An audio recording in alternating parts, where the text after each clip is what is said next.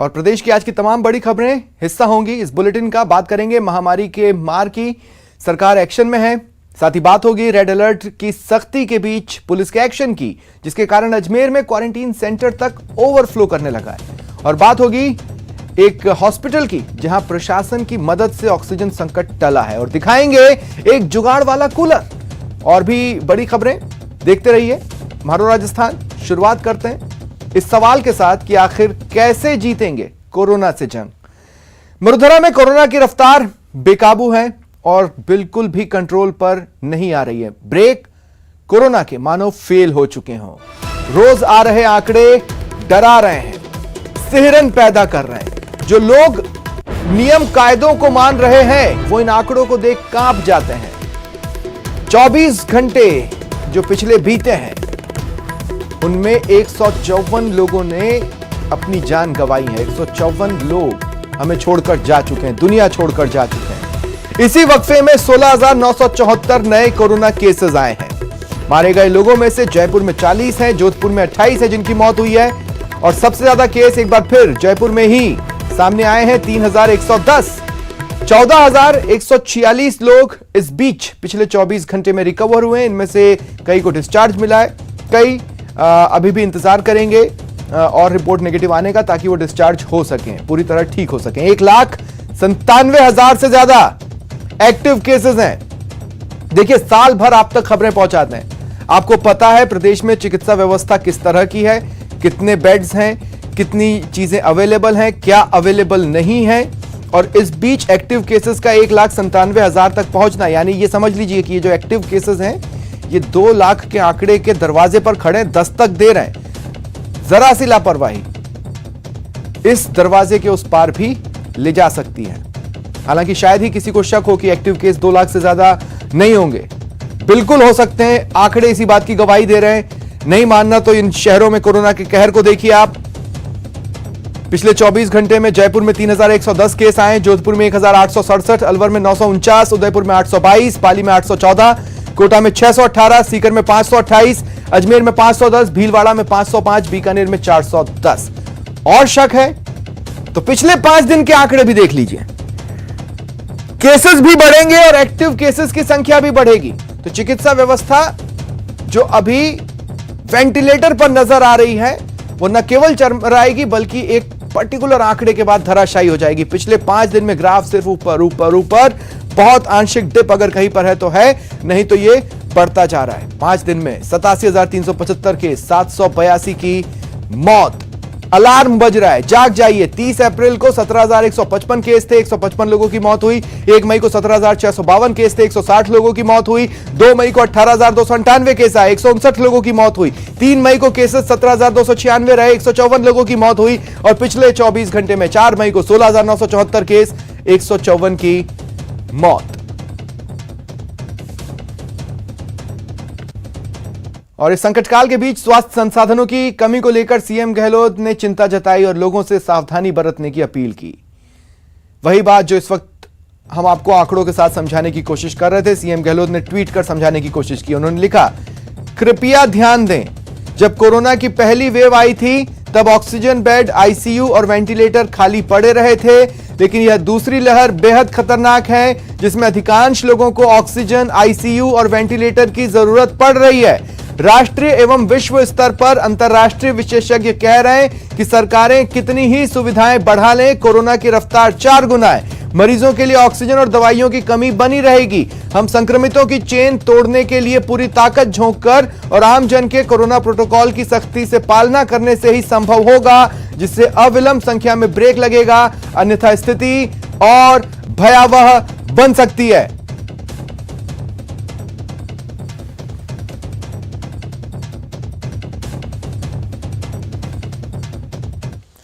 और गहलोत कैबिनेट की बैठक इस बीच कल होने वाली है, जिस पर पूरे प्रदेश की निगाहें रहेंगी। क्या फैसला होगा उसके लिए इंतजार कीजिए। कल शाम 5 बजे का सीएमआर में यह बैठक होगी। सीएम गहलोत इस बैठक की अध्यक्षता करेंगे और इस बैठक के ठीक बाद मंत्री परिषद की बैठक होगी। और फिर जैसा कि सिलसिला रहा है, कांग्रेस का कोई एक दिग्गज चेहरा मीडिया के कैमरे पर आएगा और बताएगा कि क्या फैसले हुए हैं। तो कल प्रेस वार्ता जब होगी, प्रेस से जब मुखातिब होंगे कांग्रेस के लीडर्स तमाम बैठकों के सिलसिलों के बाद, तो पता चलेगा कि क्या फैसले लिए गए। हालांकि कई सारी चर्चाएं हैं और इस बैठक का एजेंडा का क्या होगा वो भी हो सकता है आज देर रात तक क्लियर हो जाए।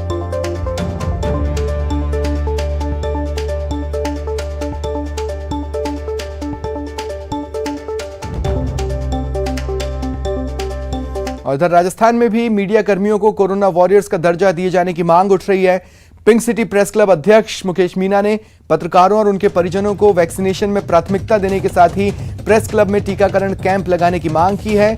इसे लेकर उन्होंने सीएम अशोक गहलोत और सूचना एवं जनसंपर्क मंत्री रघु शर्मा को पत्र लिखा है। पत्र में उन्होंने ये भी मांग की कि मान्यता प्राप्त पत्रकारों के साथ साथ गैर मान्यता वाले पत्रकारों को भी कोरोना संक्रमण से मौत होने पर एक्स ग्रेशिया के तहत 50 लाख की आर्थिक सहायता दी जाए।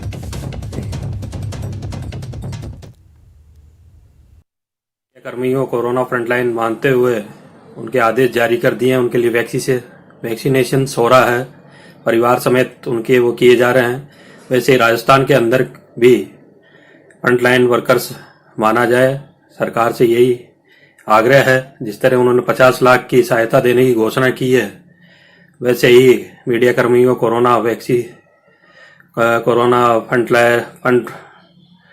वायरस मानते हैं, उनको वो तमाम सुविधाएं भी दे जो मेडिकल स्टाफ, पुलिस और जरूरी सेवाओं के लिए दी जा रही है, ताकि उनका और उनके परिवार के लोगों का भी वैक्सीनेशन हो सके। कोविड-19 वैश्विक महामारी के दौरान मीडिया कर्मी 24 घंटे अपनी जान की परवाह किए बगैर अपना फील्ड में काम कर रहे हैं और सरकार के साथ कंधे से कंधा मिलाकर सड़कों पर उतरे हुए हैं। मैं राज्य सरकार से मांग करता हूं कि मीडिया कर्मियों को कोरोना फ्रंट वॉरियर्स का दर्जा दे और मुख्यमंत्री जी इस मामले में संज्ञान ले। बीजेपी सांसद राज्यवर्धन सिंह राठौड़ ने भी मीडिया कर्मियों को फ्रंटलाइन वर्कर घोषित कर वैक्सीनेशन की अलग से व्यवस्था करने की मांग की। राठौड़ ने ट्वीट कर लिखा कि कोरोना काल में हजारों मीडिया कर्मी अपनी जान जोखिम में डालकर रिपोर्टिंग कर रहे हैं। मेरा सीएम अशोक गहलोत जी से आग्रह है कि राजस्थान में सभी मान्यता प्राप्त पत्रकारों के साथ साथ गैर मान्यता प्राप्त पत्रकारों को फ्रंटलाइन वर्कर घोषित कर उनके टीकाकरण की व्यवस्था की जाए। बहुत से पत्रकार पहले ही वायरस की चपेट में आ चुके हैं, लेकिन वे फिर भी इस मुश्किल दौर में अपनी जिम्मेदारी निभा रहे हैं। मध्य प्रदेश, यूपी, बिहार, ओडिशा, पंजाब, कुछ राज्यों में पत्रकारों के फ्रंटलाइन वर्कर्स घोषित होने पर उनके टीकाकरण का रास्ता साफ हो गया है।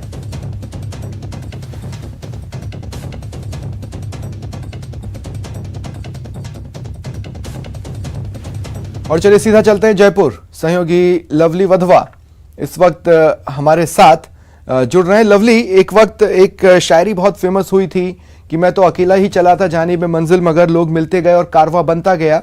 लेकिन ये नहीं सोचा था कि ये शायरी किसी दिन लापरवाहों पर इतनी फिट बैठेगी।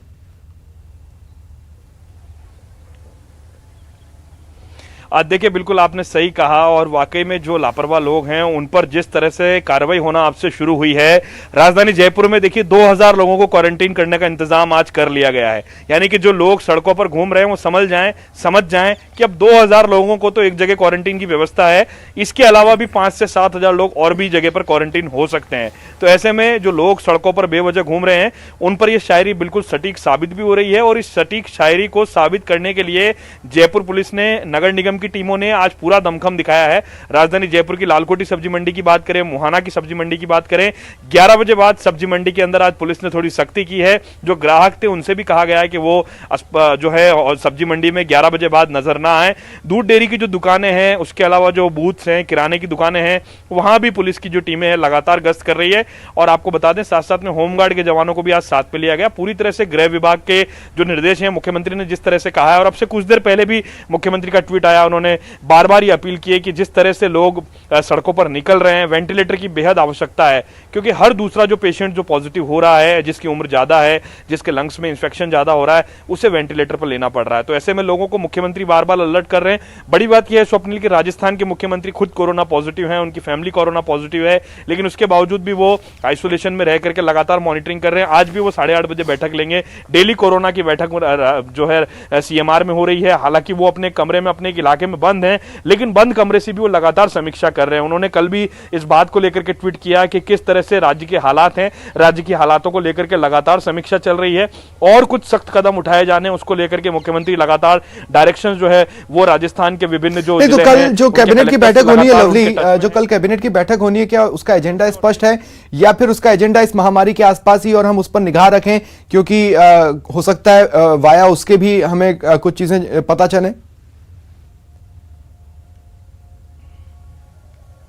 देखिए बिल्कुल ये स्पष्ट है कि राजस्थान की कैबिनेट की बैठक अगर ऐसे समय में बुलाई जा रही है तो वो उस पर पूरी तरह से फोकस जो है और कामों के साथ साथ में मुख्य जो बात होगी वो कोरोना महामारी से किस तरह से लड़ा जाए, क्योंकि जो 3000 करोड़ रुपए का एक्स्ट्रा जो बजट जो बर्डन जो राजस्थान के ऊपर आया है वैक्सीनेशन वाला, इसके अलावा जो वैक्सीनेशन की किल्लत राजस्थान के अंदर 18+ का रजिस्ट्रेशन तो हो रहा है लेकिन शेड्यूल वैक्सीनेशन नहीं हो पा रहा। तो ऐसे में केंद्र से क्या कुछ केंद्र से अनुमोदन कराना है, केंद्र से क्या लेना है, किस तरह से बातचीत की जाए, क्योंकि लगातार मुख्यमंत्री ट्वीट कर रहे हैं, डिमांड कर रहे हैं, सांसदों को कह रहे हैं और विधायकों को कह रहे हैं, क्योंकि विधायकों ने अपने कोष से पैसा देना शुरू कर दिया है। ऐसे में बजट में इसका प्रावधान नहीं था, तो 3000 करोड़ रुपए का सीधा सीधा भार यहां पर आ रहा है। तो उसके बाद में अब जो सालाना जो विधायकों की जो सैलरी है उसको लेकर के कल चर्चा हो सकती है। इसके अलावा जो कोरोना से जो फ्रंटलाइन वर्कर की अभी आप बात करें तो जर्नलिस्ट की, उस पर विचार हो सकता है। इसके साथ साथ में जो कोरोना की जो गाइडलाइन की जो पालना कराई जा रही है, जो मंत्री अपने अपने इलाकों के अंदर हैं वो वीडियो कॉन्फ्रेंस के माध्यम से जुड़ेंगे, वीडियो कॉल के माध्यम से जुड़ेंगे, उनसे भी फीडबैक मुख्यमंत्री लेंगे। और अगर उन जिलों के लिए तो आपने भी देखा होगा लवली, बहुत सारे वीडियोस हैं जो कि वायरल हो रहे हैं मरीजों के दम तोड़ने के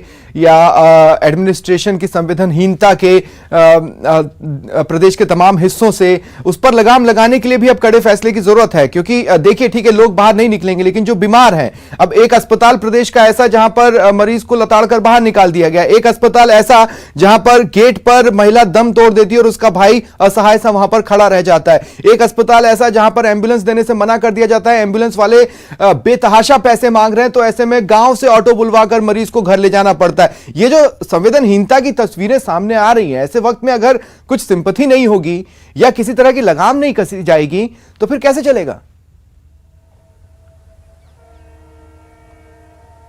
देखिए आपने बिल्कुल सही कहा, जहां तक एम्बुलेंस के पैसे की बात है, अस्पताल की बात है, जो इंतजाम सरकार की ओर से डायरेक्शंस तो जारी किए गए हैं, लेकिन ग्राउंड पर क्या पालना हो रही है यही बात का मैं जिक्र कर रहा था। जो तमाम जो मंत्री हैं, तमाम जो विधायक हैं, उनसे भी कल बात करने की लगातार उनसे विचार भी किया जा रहा है। और जिस तरह से आपने कहा कि अस्पताल में जिस तरह की संवेदनहीनता देखी जा रही है उसको लेकर के मुख्यमंत्री खासे गंभीर है। इसीलिए अब से कुछ देर पहले भी उनका ट्वीट आया कि हर दूसरे तीसरे व्यक्ति को वेंटिलेटर की जरूरत पड़ रही है। ऐसे में वेंटिलेटर की कमी हो रही है तो लोगों को समझाने की वो कोशिश बार बार कर रहे हैं, लेकिन अगर अव्यवस्थाओं के अंदर उन्होंने पहले भी कहा कि अगर अव्यवस्था करने में किसी भी चिकित्सालय का कोई चिकित्सा कर्मी है या कोई पुलिस प्रशासन का अधिकारी है, कोई भी लिप्त पाया जाता तो उसके खिलाफ कार्रवाई को लेकर के मुख्यमंत्री स्पष्ट कर चुके हैं। लेकिन इस समय जिस तरह की लड़ाई चल रही है कोरोना से, ये कोरोना से लड़ाई ना होकर के स्वप्निल हम आपस में जो लोग हैं, जब तक जनता सहयोग नहीं करेगी, जब तक जनता साथ नहीं देगी, बार बार सरकार तो यही कह रही कि जनता साथ नहीं देगी, तब तक इस लड़ाई को नहीं जीता जा सकता। और इस लड़ाई को जीतने के लिए जिस तरह से जनता को साथ लेना जरूरी है, ऐसे में हर वो कदम उठाने की कोशिश कर रही है राजस्थान की सरकार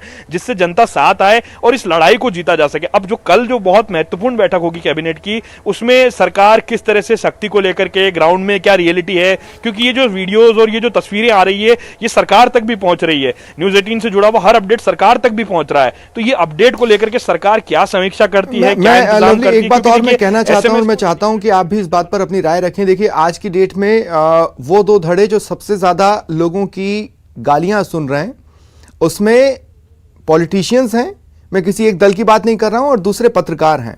आपको और हमको भी खूब गालियां पड़ रही हैं सोशल मीडिया पर, क्योंकि लोग ऐसा सोच रहे हैं कि उनके मन का नहीं हो रहा है, लेकिन उनके मन पे जब छोड़ा तो क्या हुआ ये वो समझने को तैयार नहीं है।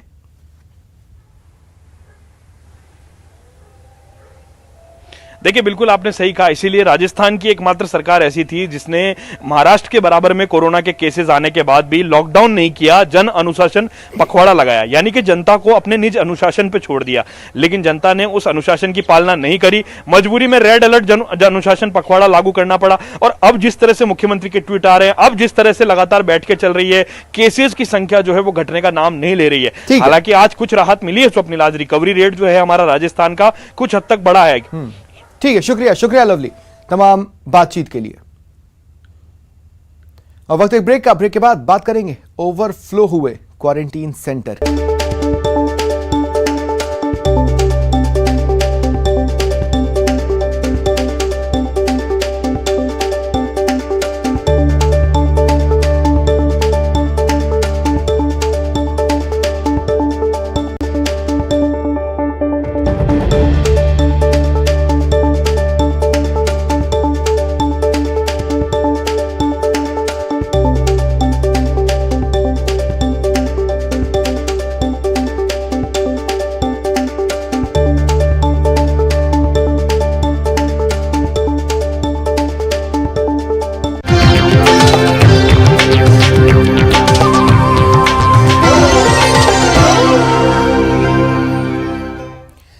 रेड अलर्ट जन अनुशासन पखवाड़े के दौरान अजमेर में पुलिस की सख्ती के बाद क्वारंटीन सेंटर फुल होते जा रहे हैं। पहले ही दिन इतने लोग पकड़े गए कि क्वारंटीन सेंटर में जगह के लाले पड़ गए। वो तो गनीमत रही कि जांच के बाद पकड़े गए लोगों में अधिकतर लोग नेगेटिव पाए गए, जिसके बाद उन्हें घर भेजा गया, जबकि पॉजिटिव पाए गए 2 लोगों के परिवार वालों को तत्काल खबर दी गई और बुलाया गया, होम आइसोलेट करवाया गया।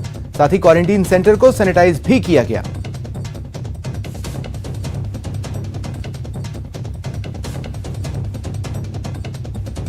सर, अभी हमारे पास अधिग्रहित 25 कमरे हैं।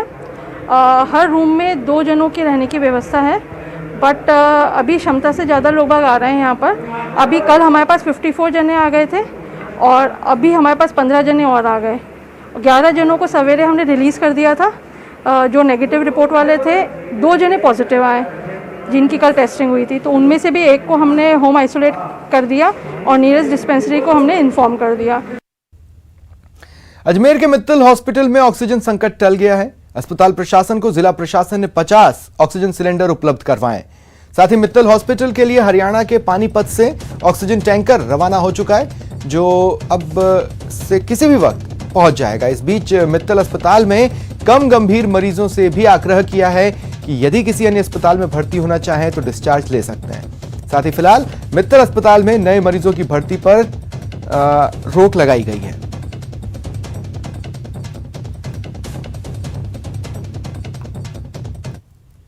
देखिए, मित्तल अस्पताल में जैसी रिक्विजिशन थी, यहाँ जितने पेशेंट्स हैं उसके अकॉर्डिंग जो यहाँ पर ऑक्सीजन सप्लाई होनी चाहिए थी वो बाधित हुई है।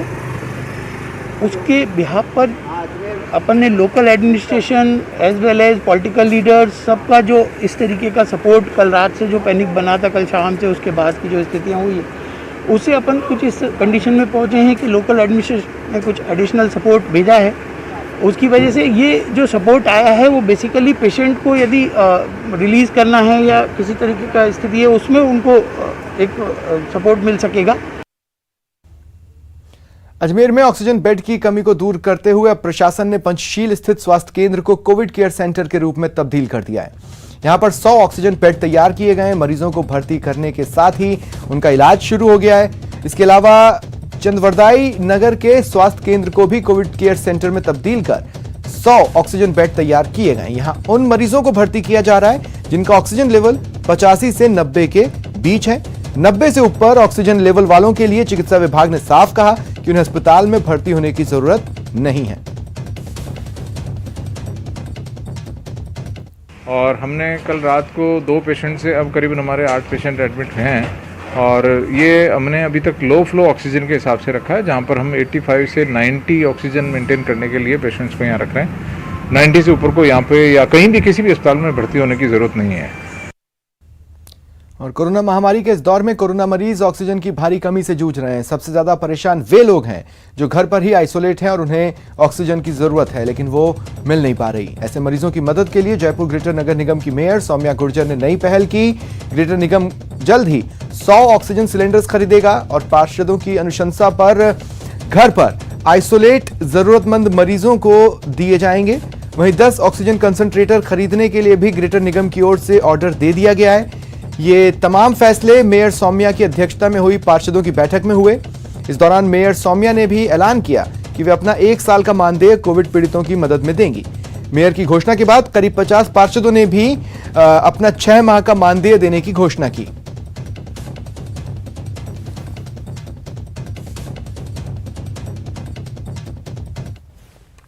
पॉजिटिव किसी की डेथ हो रही है, हॉस्पिटल्स में हमारे परिजन जो है वो तड़प रहे हैं। सड़क सभी की तड़प देखते हुए सभी के मन में हमारे यही सवाल आ रहा है कि हम कैसे मदद करें, हम कैसे इन सब की मदद करें, कैसे हम अपनों को बचाएं, कैसे हम अपने शहर को बचाएं। सबके मन में एक ही तड़प है जो मेरे मन में है। तो इस वजह से आप सबको एक साथ में यहाँ एकजुटता के साथ में आप सबसे मिलकर विचार विमर्श करना था और ये अपना परिवार है। मुख्यमंत्री के भावुक संदेश का असर भरतपुर में दिखा। जिले में 40 से अधिक शादियों को स्थगित कर दिया गया है। लोगों की यह पहल निश्चित रूप से कोरोना संक्रमण की चेन को रोकने में कामयाब होगी। प्रशासन भी अपनी जिम्मेदारी बखूबी निभा रहा है। शादियां स्थगित करने वाले लोगों के घर पहुंचकर अभिनंदन पत्र सौंपा जा रहा है।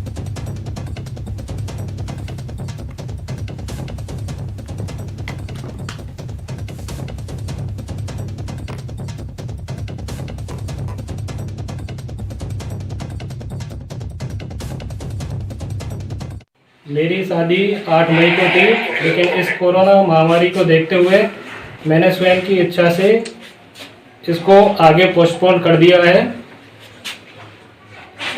और पोस्टपोन यही कारण था कि इस महामारी को देखते हुए इसको आगे की तरफ कर दिया है।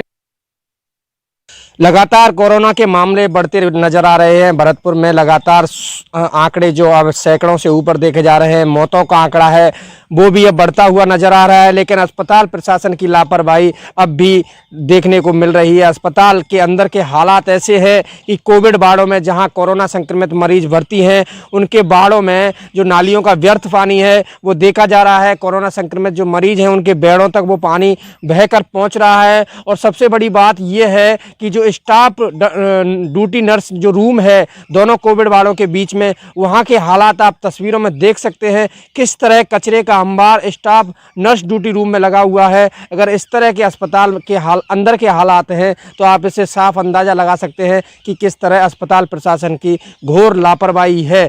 इस तरह बढ़ते कोरोना संक्रमण के मामले में भी साफ सफाई को लेकर अस्पताल बेहद ही गंभीर नजर नहीं आ रहा है। तो आप साफ अंदाजा लगा सकते हैं कि अस्पताल संभाग के सबसे बड़े अस्पताल में ऐसे हालात हैं तो जो छोटी छोटी CSC हैं, छोटे छोटे अस्पताल हैं, उनकी व्यवस्थाओं में क्या फ़र्क देखा नज़र आएगा आपको। इस कोरोना संक्रमित जो मरीज हैं उनको समुचित इलाज नहीं मिल पा रहा है। लगातार अस्पताल प्रशासन की शिकायतें मिल रही हैं। मरीज हैं वो दर दर की ठोकरें खा रहे हैं। तो इसमें कहीं ना कहीं संभाग के सबसे बड़े अस्पताल पर फिर एक बार सवाल खड़े हो रहे हैं। कैमरा पर्सन मनीष कुमार के साथ दीपक पुरी, न्यूज़ 18 भरतपुर। अब बात करते हैं रिलायंस की, जिसने अपना वादा निभाते हुए गुजरात के जामनगर में 400 बेड वाले कोविड अस्पताल का शुभारंभ कर दिया है। ये तस्वीरें जामनगर के उसी अस्पताल के शुभारंभ की हैं जिसमें RIL की तरफ से 400 बेड की व्यवस्था की गई है। ये एक कोविड डेडिकेटेड अस्पताल है जहां कोरोना संक्रमण से जूझ रहे लोगों का फ्री में इलाज किया जाएगा। शुभारंभ का ये कार्यक्रम ऑनलाइन किया गया जिसमें गुजरात के मुख्यमंत्री विजय रूपाणी खुद शामिल हुए। बता दें बीते बुधवार को ही मुख्यमंत्री ने RIL के चेयरमैन मुकेश अंबानी से बात की थी और कोरोना संकट से निपटने के लिए जामनगर में 1000 बेड वाले अस्पताल की व्यवस्था करने की बात कही थी, जिसमें से ये 400 बेड वाले अस्पताल की शुरुआत हो गई है। बाकी के 600 बेड वाले अस्पताल की व्यवस्था भी जल्द से जल्द किए जाने की उम्मीद है। और चलिए अब देखते हैं RIL की तरफ से जामनगर में तैयार किया गया अस्पताल आखिर कहां है और कैसी है वहां की व्यवस्था।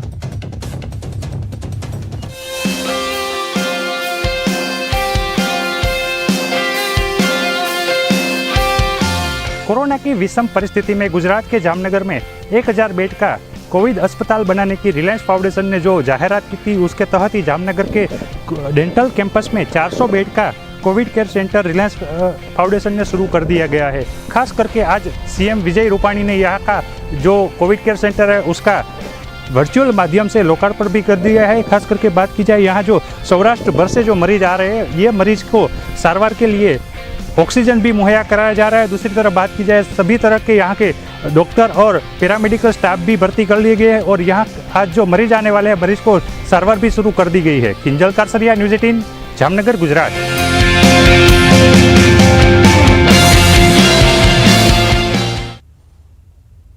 और वक्त एक ब्रेक के बाद दिखाएंगे कोरोना मित्र का हश्र।